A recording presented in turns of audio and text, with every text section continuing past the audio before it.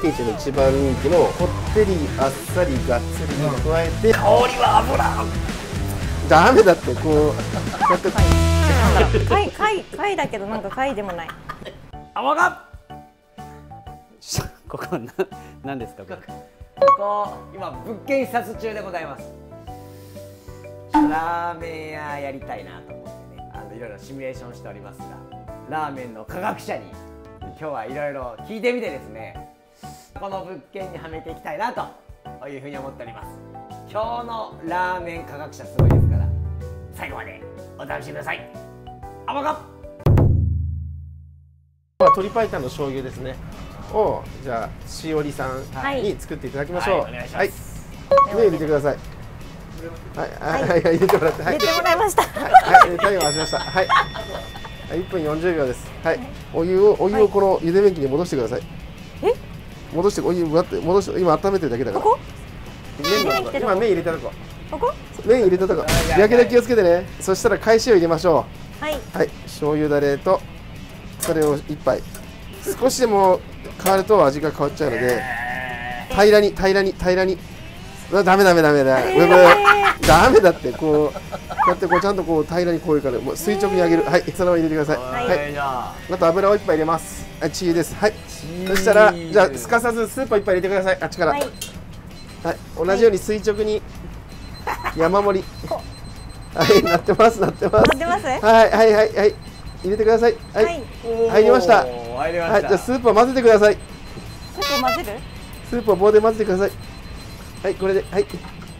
混ぜてください。はい、じゃあそっと入れてください。はい。バチャっていらないように、跳ねないようにそっと。はい、じゃあ箸でほぐしてください。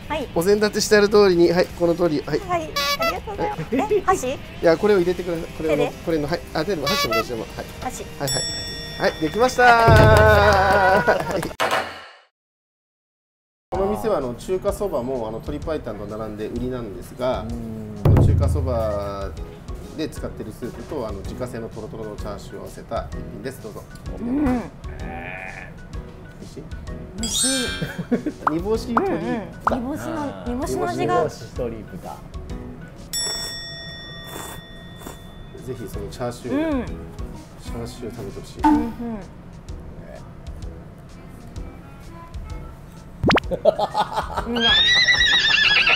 チャーシューでさ、麺巻いてみて。海苔巻きみたいな。あ、いや、いざいったらいい。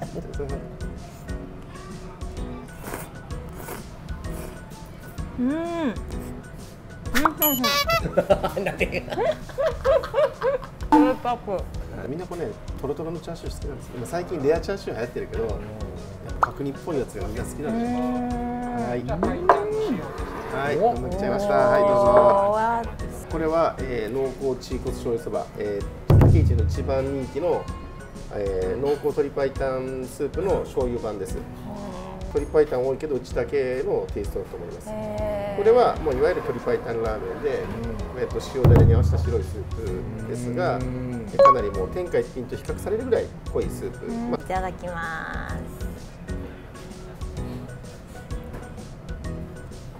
美味しい。鶏ちゃん食べた？鶏まんだ。さっき残ったやつしっとりして。このラーメンでデビューですか？最初は。もともとは僕むつみやってチェーンから始めて北海道ラーメンから始めて、でチェーンを会社辞めた時にチェーンを脱退して、つけ麺屋みたいなのを始めて、まあ濃厚魚介つけ麺で青山でやってて、で新橋に出すにあたって鶏白湯を始めたね。なんで鶏白湯って言ったんですか？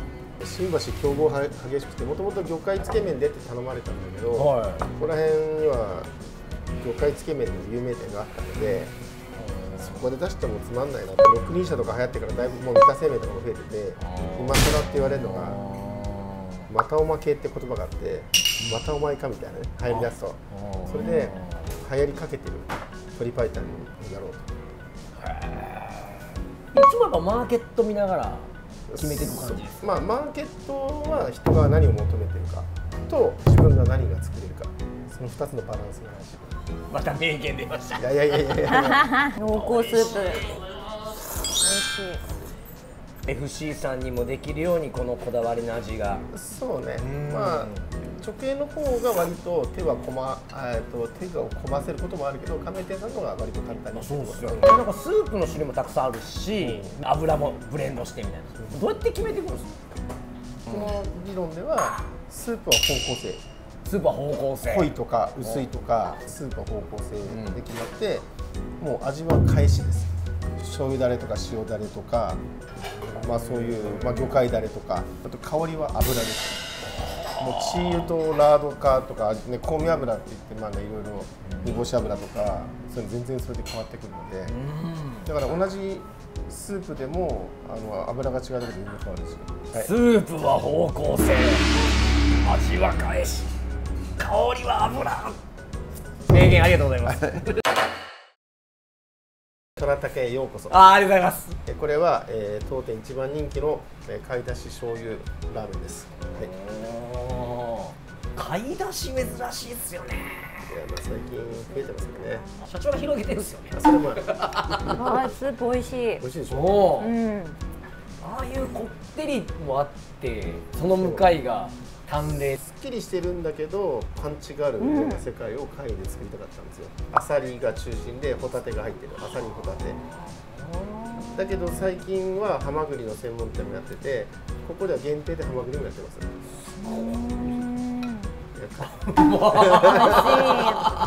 最後にクンときますね。貝だしの、貝の炊き込みご飯です。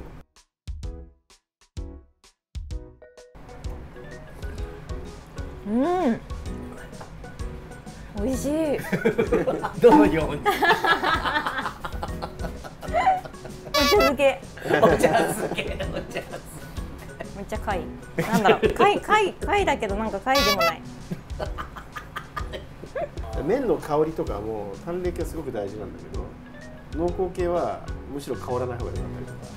おお、すげえ。科学っすね。そう、価格限定のハマグリラーメンです。ハマグリ。うん。全然違う。ハマグリ。ハマグリ。これはもうなんかお金持ちのための。みんなほら値上げしないとやっていけないから。ただ値上げするんじゃなくて価値も上げていこうっていう、そういう博多豚骨とかで替え玉であれの最近やってるあえ玉って味がついてるやつ、すごい。スープかけたらめっちゃ美味しいんで、この貝のあえ玉ってのうちだけじゃないかな。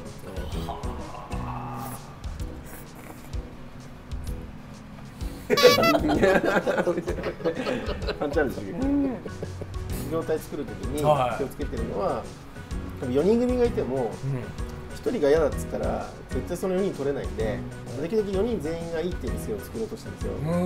でそのポイントは、まあ、味がどうとか好き嫌いじゃなくて、まず、こってり系のラーメンがあること、こってり系があること、はいはいはい。であっさり系のラーメンがあること、あっさり系がある、がっつり系がっつり系と、まあ、それにあと辛いとかね、どれかしら好きなものあるでしょみたいな感じになるわけですよ。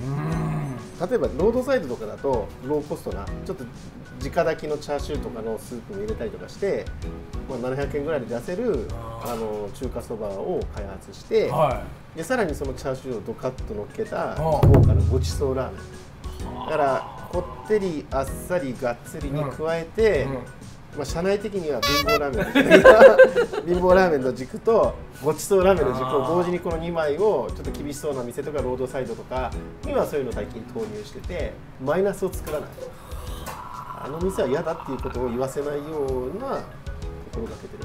今創業何年なの？今11年。おめでとうございます。はい、副業時代はさらに10年間ラーメンをやってたので、まあ合計すると21年ですが、直営で今どれぐらい？20店ですね。20店舗。加盟店が130ぐらい。130。国内。海外18ぐらい。海外18。オランダ、ドイツ、あとタイとかです。タイとか、マレーシアとか。それとは別に食材はちょろちょろおろしてる場合もあるけど、特に数も把握してないし、裏方で表には出ず、重か出たかったんで。重かごちそうさまでした。美味しかったです。どっちが好き？貝だし。種類何種類ぐらいあるんですか？何種類ぐらいか実現できるんですか？無限にできるな。スープだけでも30種類ぐらい選べるし、返しも30種類あるし、油とかも20種類ぐらいあって、だから煮干しの出汁と取り合わせたとしても、それをメニューによって2対1だったり1対8だったりとか変えていくわけですよ。そういう考えると無限なんですよ、科学の世界って。何を合わせたらどうなるとか。ラーメンステルス FC って何ですか？棒読み、いつもの棒読みやけど。ステルスってどういう意味ですか？見えない。見えない、はい、やっぱりこうゼロから開業するとそういうチェーンオペレーションとか必要じゃないですか。表向きは古典、裏側はチェーンオペレーション。お客様はフランチャイズ見えないから見えないステルス。逆にランチだけそのラーメン業態になんかこうやりたいんでお願いしますみたいな相談がやっぱ多いですか？コロナの時にそのランチラーメンのニーズが高くて、でテレビでもね、ガッチリマンデーとか出させてもらって、テレビ出まくりですから。いやでも食材もいっぱいおろしてるじゃないですか。まあいろいろね。基本はそのステルス FC のための食材をおろしてるだけど、 PB 商品とかを使いたいチェーンがあれば。次どんな業態狙ってるんですか？すでにいっぱい失敗した業態もあって、エビ業態とかね。最近頼まれてるのが、コオロギラーメン。コオロギどうしようね。いや昆虫食だから未来に向けてあるじゃない。それで足取れるんです。いやどうしようかな。鉄板なのがね、過疎地田舎でもう家賃10万とか5万とかで人口がすごい減って困ってるとか、そういうところに出すといろんなのが全部当たってて、ラーメンがいっぱいあるところよりはないところがいい。その町の野菜とか使えるし、地域貢献。地域貢献ですね。ヨーロッパにはどうやって展開できるんですか？できるんですか？スタッフの友達がベルギー人とのハーフで、その彼が、うちのラーメンの常連で、そのお父さんのベルギー人がよく食べてて、大沢さんこれをヨーロッパでやらせてくれと。無理って言ったんだけど、2017年にアムステルダムに出したのが初めて。ドイツの会社とオランダのかつて FC だった会社を一緒の会社に合併してもらって、そこでうちも FC 契約だけじゃなくて資本を入れて、まずは現地のヨーロッパ人とも一緒に組んでやってるので、オランダにある食肉の会社、加工会社、スープを作ってもらったり、あとは日本でお世話になってるスープメンタルの会社がフランスに工場を作ってくれて、そことの今ダブルでやってて、そういう供給がだいぶ追いついてきたんで、やっと日本と同様のプロデュースがヨーロッパでもできるかなと。この儲か見た人がヨーロッパで勝負したいぜってなったら、そうでね、食材はよかったねみたいな。日本みたいに軽いオペレーションできる状態になっちゃってる。ヨーロッパはめっちゃブルーオーシャンだと思う。悪いことから言うと日本から遠いでしょ。遠いし、なんか言葉は分かんないし、なんかめっちゃハードル高そうじゃないですか。ハードル高い。ライセンスのこととか大体アメリカと同じ基準だし、あとはね、いい面でいくと単価はめっちゃ高いし、賃比率なんかね 5% とか当たり前なんで 3% とか。いやライバルが少ない。だってラーメン屋でさ、チェーンで出てんのって不動産ぐらいじゃないかな。北米で和食って2万4000件ぐらいあるんですって、確かに。ヨーロッパは北米よりも人口が多くて経済圏も上なのに1万ぐらいしか和食店がないんですよ。でしかもなんか和食ブームだし、でその1万の中の8割とか9割はなんちゃって系、ライバルがほぼいない。その本当にいいものを広げてっていう、その面白さもあると思うんです。そういう投資に対してのメリットもとても多いので、日本でもヨーロッパでもラーメン屋勝負したいという方はぜひ大沢さんにご相談いただきたいので、ありがとうございます。概要欄貼っておきますんでこちらお問い合わせいただければと思います。おもんか99本目の経論ですね。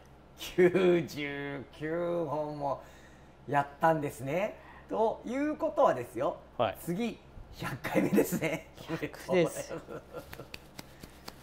100回もおもうかを作ってきたダーハマさんはどうですか？ぶっちゃけ取った本数は200本ぐらい取ってんじゃないですか。次回100もお付き合いいただきましてありがとうございます。ありがとうございます。今日の経論いきたいと思います。